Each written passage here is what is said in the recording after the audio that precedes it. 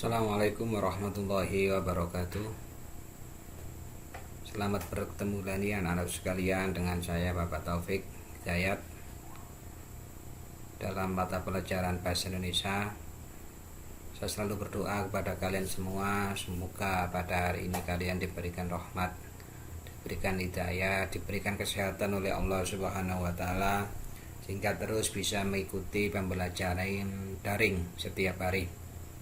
Anak sekalian, sebelum pelajaran kita mulai, marilah kita buka dengan bacaan doa.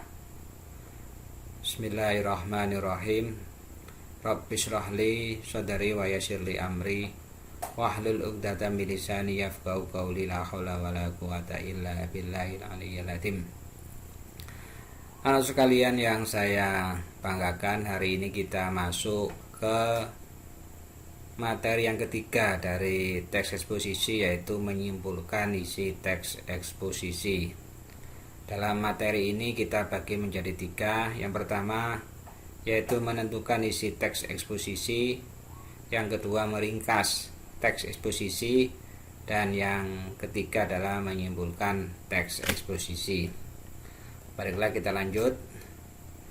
Bagaimana kita cara menentukan isi teks eksposisi? Kita mengambil garis besar atau intisari teks tersebut.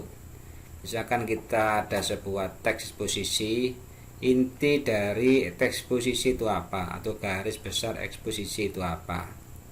Itu cara menentukan isi teks eksposisi. Atau kalau kalian lebih mudah, teks eksposisi tersebut berbicara tentang, menerangkan tentang titik-titik. Titik-titik itu adalah isi teks atau intisari teks eksposisi. Bagaimana langkah-langkah yang perlu kalian lakukan dalam meringkas teks eksposisi? Pertama yaitu bacalah teks tersebut dengan seksama. Kalian baca paragraf demi paragraf, kalian baca kalimat demi kalimat secara seksama. Kemudian kalian menentukan gagasan pokok setiap paragraf. Dalam setiap paragraf tersebut ada gagasan pokok atau ide pokok. Apa yang dibicarakan dalam paragraf tersebut kalian tentukan. Kemudian rangkaikan setiap gagasan pokok tersebut dengan kalimat yang dibuat sendiri. Jadi kalau dalam satu bacaan teks eksposisi itu ada 10 paragraf, kalian menentukan gagasan pokok paragraf 1, gagasan pokok, ide pokok, apa yang dibicarakan dalam paragraf 1 tentang apa, kedua, ketiga sampai ke 10. Kemudian kalian merangkaikan gagasan pokok dari paragraf 1 sampai selanjutnya tadi dengan kalimat yang dibuat sendiri. Ingat, kalimat yang dibuat sendiri, bukan menyontoh kalimat dalam paragraf. Itu yang perlu kalian lakukan dalam meringkas teks eksposisi. Kemudian yang ketiga, bagaimana kita langkah-langkah menyimpulkan isi teks eksposisi sebagai berikut. Membaca atau mendengarkan teks eksposisi dengan seksama. Kalau itu dalam sebuah bacaan ya kalian baca, kalau itu eksposisinya itu ada dalam media elektronik ya kalian dengarkan. Dengarkan atau baca secara seksama. Kemudian mencatat isi pokok teks eksposisi. Isi pokok teks eksposisi merupakan gagasan pokok teks.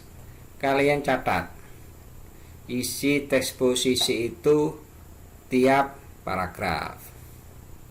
Merangkaikan isi pokok teks eksposisi menjadi kesimpulan.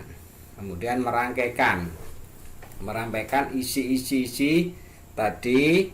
Setelah kalian baca atau kalian dengarkan, kemudian kalian catat, kalian tentukan isi pokoknya, kemudian kalian rangkai. Itu yang menjadi sebuah kesimpulan. Ingat, kesimpulan adalah kalimat atau pendapat akhir dari pembaca. Itu namanya kesimpulan. Beda dengan meringkas ya.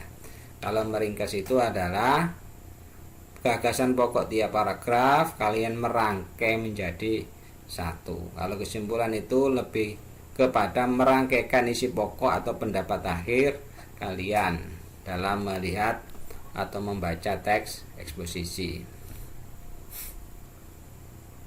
Sekalian, kita lanjut dalam menganalisis struktur dan kaidah kebahasaan dalam teks eksposisi. Menjelaskan struktur teks eksposisi. Nanti kita jelaskan struktur eksposisi, kemudian menjelaskan kaidah kebahasaan teks eksposisi. Untuk kaidah kebahasaan kita bahas di minggu depan. Minggu ini kita hanya menjelaskan struktur teks eksposisi. Lanjut ya.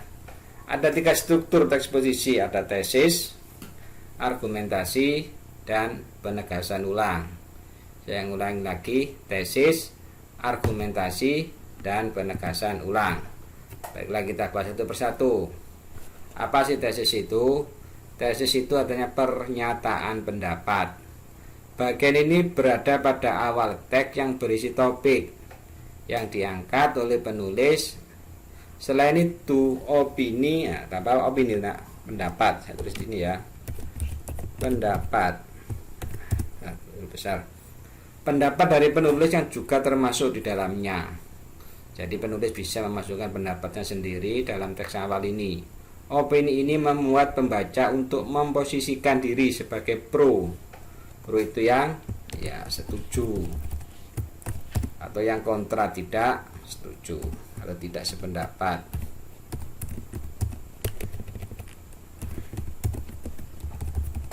Oke, ini awal dari pernyataan tesis.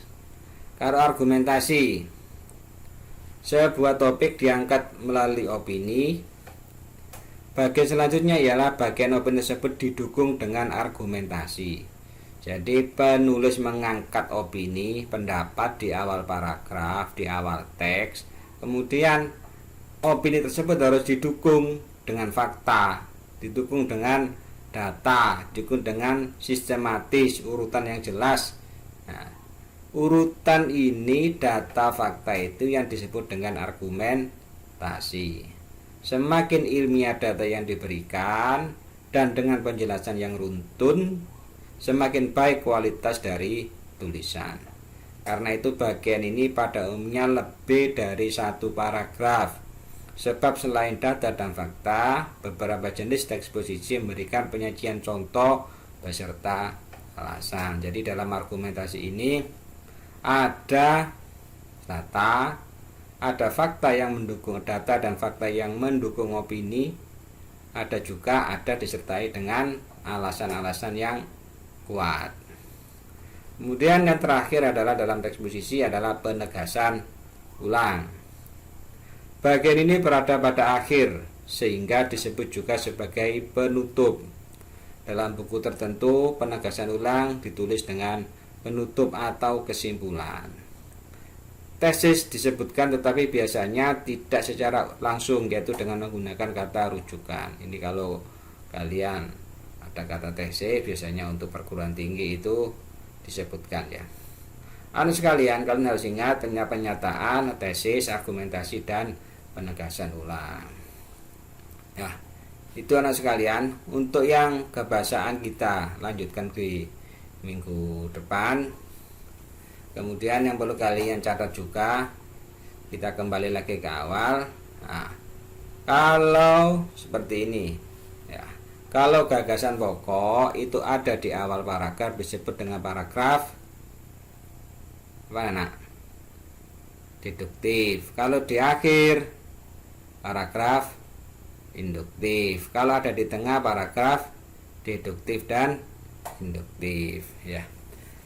Itu anak-anak sekalian yang saya cintai pelajaran kita pada hari ini. Semoga kalian bisa mengambil manfaat dari pelajaran kita pada hari ini. Jangan lupa tetap belajar, karena minggu depan kalian sudah masuk ke UTS atau PTS, penilaian tengah semester atau ujian tengah semester.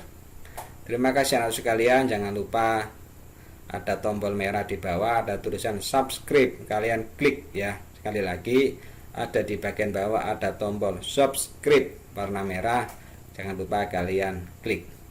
Terima kasih akhiran. Ihdinas siratal mustaqim. Assalamualaikum warahmatullahi wabarakatuh.